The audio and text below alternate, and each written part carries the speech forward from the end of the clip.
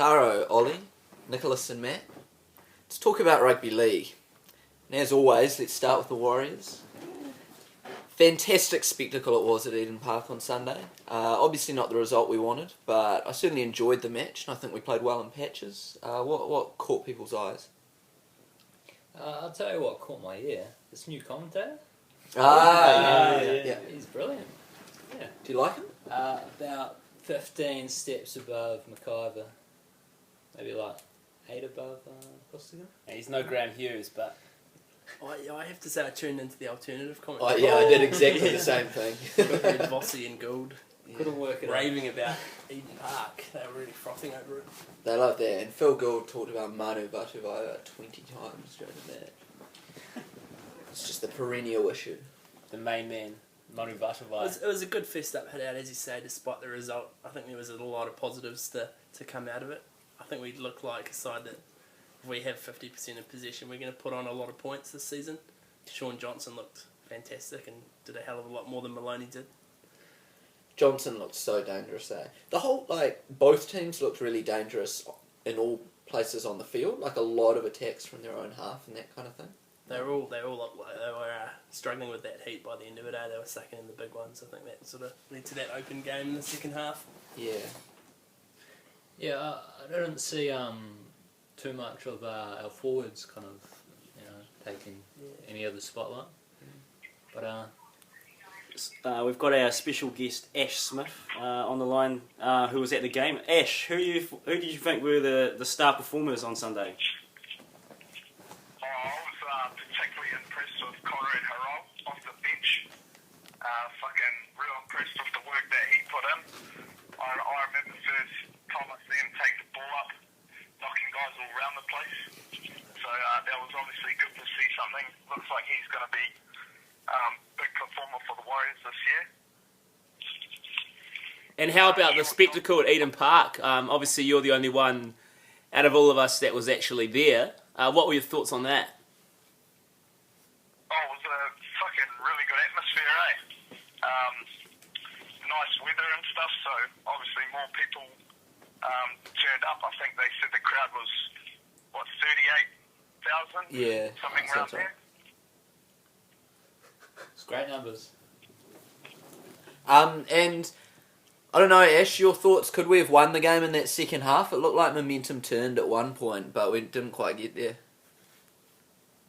Yeah, no doubt. I think, to be honest, it was a pretty poor performance by the Warriors. Really, we were probably lucky to even be in it at the end of it, but we definitely did have a chance to steal the game. Probably just too many unforced errors and probably a little bit of miscommunication on D. Sort of early season errors, which probably typifies the Warriors' play. Happened last year and the year before as well. But I think I think everyone was sort of looking forward to this year, just everything going smoothly. But being the NRL, we can't expect any fucking free rides, and we're just going to have to graft it out like every other year. We're not just going to breeze through the comp, 26 wins or something like that. Spoken like a lifetime fan there, Ash. Cheers, bro. Oh, thank you very much for your input anyway. Cheers for the roving report, Ash. So there's Ash Sexstorm out. It's interesting what he raised about the lack of defence and the unforced errors. The Warriors they've only won 2 games in their first round-up season in the century. They're not really known for making fast starts to the season, so it's hardly sort of surprising to see them go down in a close match. I thought it was the defence on the edges that struggled a bit. And some of that will be combinations, like Ropati getting injured early in the game, so Harrell out there early. Ben Henry had a tough time on T-Rex in the first Yeah, he 20 did. minutes. I was impressed by Ben Henry, though. I thought he went pretty well. And Manu Vatuvai is always going to let in a few tries, but as long as he scores more than he lets in. Hopefully he's got his shocker out of the way. Yeah, for the yeah. year Yeah. and move on. It was Wasn't no that good good. from Manu. Have you guys seen the lineup for this week's team? Yeah, I have, although McLennan said something about it's a Monday night game, so the team may change a lot. Sure. Yeah. And who's in? It was in, yep. Yeah. Louse's in for Packer. Fair call, I thought. He had a great game. Yeah, he had a great game. Lousy. Oh, Lousy, yeah. Yeah. Yeah, I thought Packer and Madaleno did very little on the weekend, really, given that Rapira and Lilleman are both out. Thought it was time for them to put their hands up, but I wasn't overly impressed. Taro, pet topic of yours, Jerome Rapati. Yes. You were Nostradamus on that one, if he can stay injury free. Yes. I mean, how long's he out for? 8 weeks from what I've heard. That's actually incorrect. He's out for 4 to 6 weeks. 4 to 6 weeks. They thought it was going to be a higher ankle sprain. It's actually not. It's actually just a sort of usual kind of normal ankle sprain.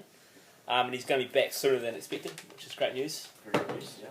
All those Road Party fans out there. Yeah. You've got to feel for the guy, though, after coming off a hell of a season last year with injury and then doing that first game back. Yeah. He's a broken man. I guess that leads us in quite nicely into the That was exactly where I was going. Into the injury zone, as we've named it. I've sort of decided to focus on hand injuries this week. One reason being that I've dislocated my finger recently myself, and it was interesting to see all the early sort of finger and hand injuries that came out of round one. Steve Matai, thumb injury, out for 5 to 7 weeks. Another heavily injury-prone Kiwi centre, much like Ropati himself. He'll be disappointed. He's At least always it's not his shoulder this time. Well, this is yeah.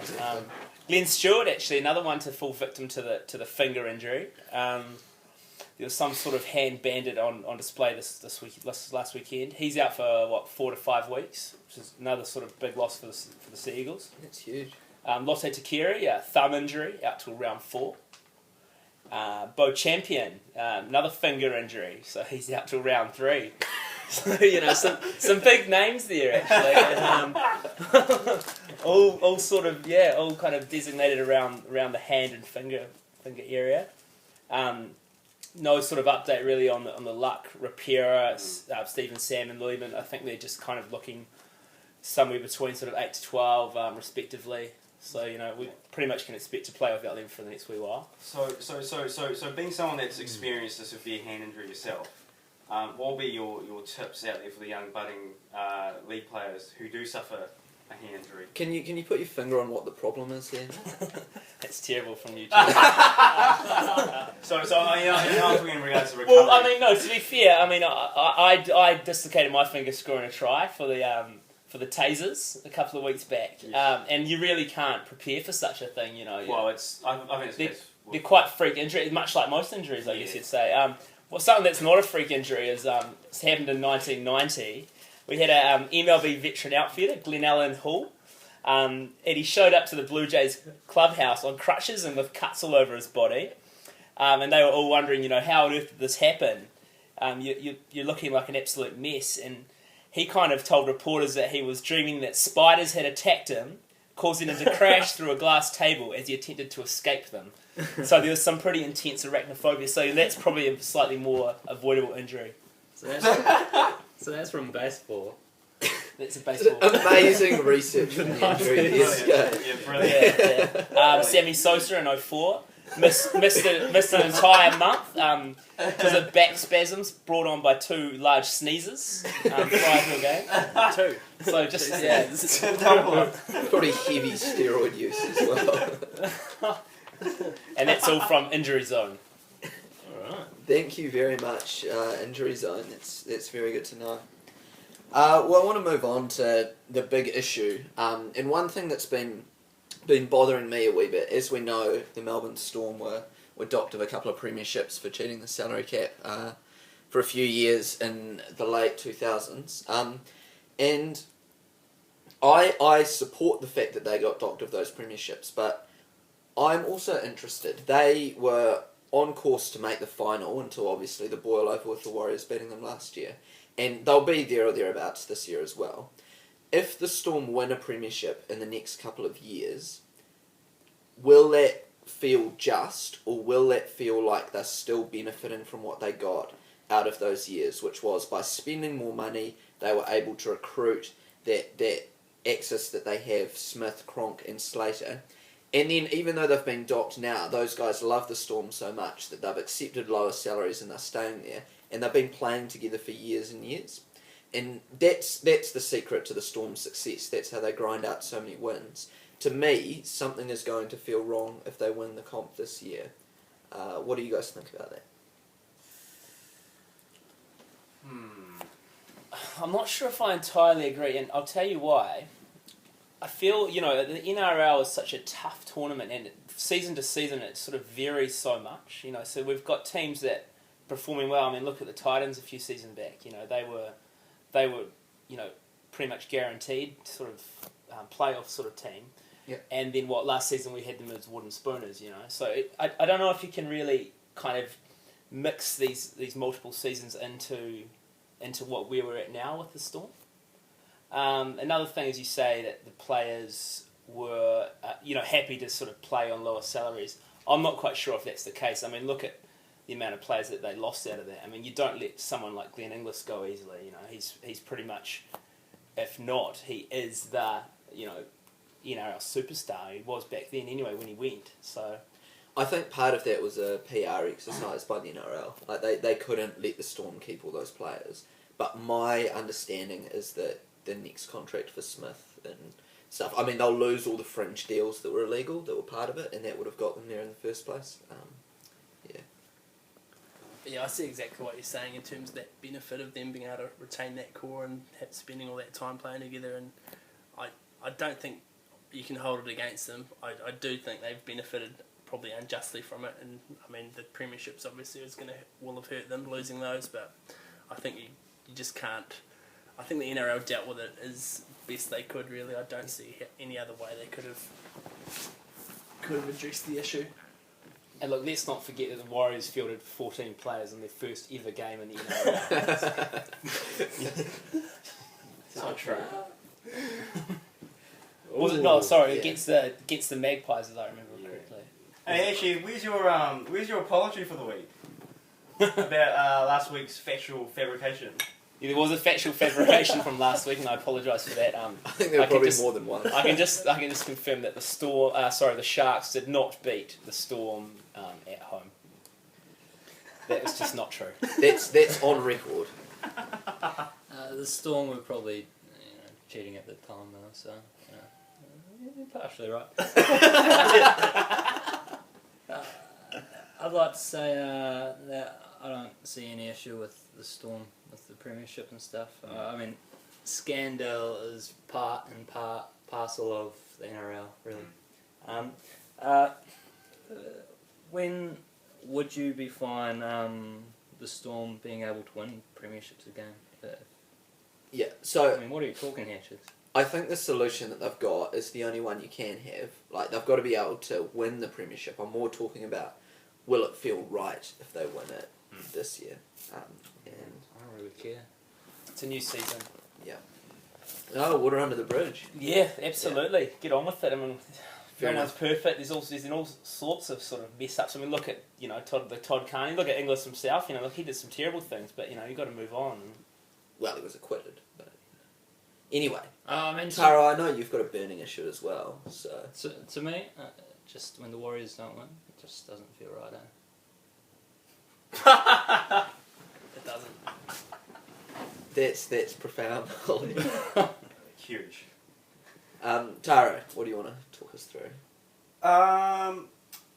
Well, mid-season transfers. Yep. For me, it's a big issue in the regards that